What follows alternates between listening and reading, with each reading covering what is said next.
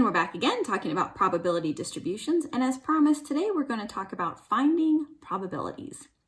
So we're in the normal distribution. And as we know about the normal distribution, there are an infinite number of normal distributions, each with its own mean and standard deviation.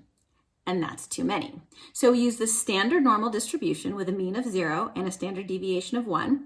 And then we use z-scores to find the area under the curve, which tells us the probability of an event occurring. So the area is what we found last time. We use the TI-84 second bars distribution with lower bounds and upper bounds to find the area between two z-values, or to the left or to the right of a single z-value. So we're going to take that one step further now and translate that area into probability. A survey indicates that people use their smartphones an average of 2.06 years before upgrading to a new phone.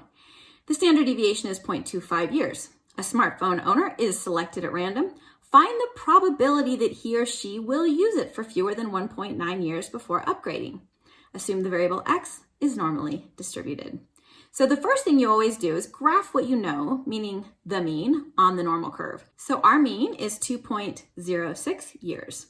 Next, we're going to find the z-score for 1.9 years. So we'll take 1.9 minus 2.6, divide that by 0.25, and we get a z-score of negative 0.64.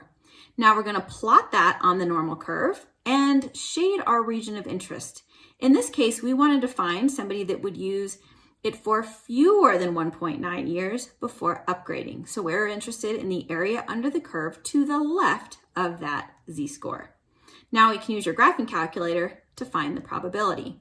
So normal CDF, just like we did for finding area, with a lower boundary of negative 10 and an upper boundary of negative 0.64.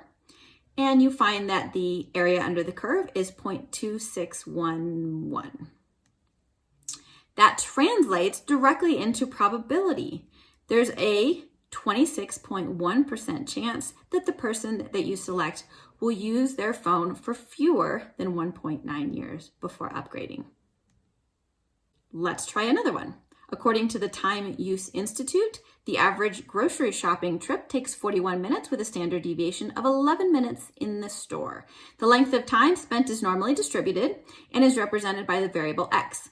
A shopper enters the store. Find the probability that the shopper will be in the store between 27 and 51 minutes. So again, let's graph what we know. We have a mean of 41 minutes.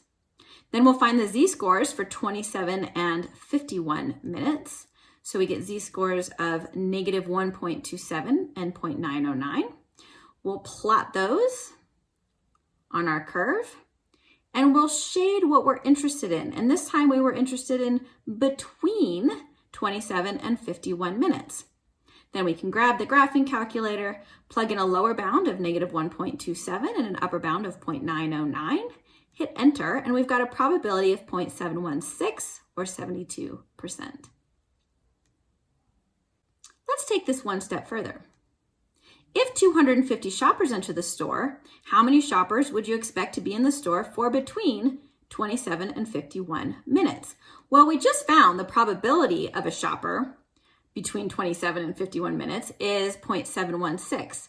So if we have 250 shoppers, we just have to take that 250, multiply it by 0.716, and most likely out of 250, you'll have 180 that spend between 27 and 51 minutes inside the store. That's it. There's a really short leap from area to probability. So have fun with it. Thanks for being here.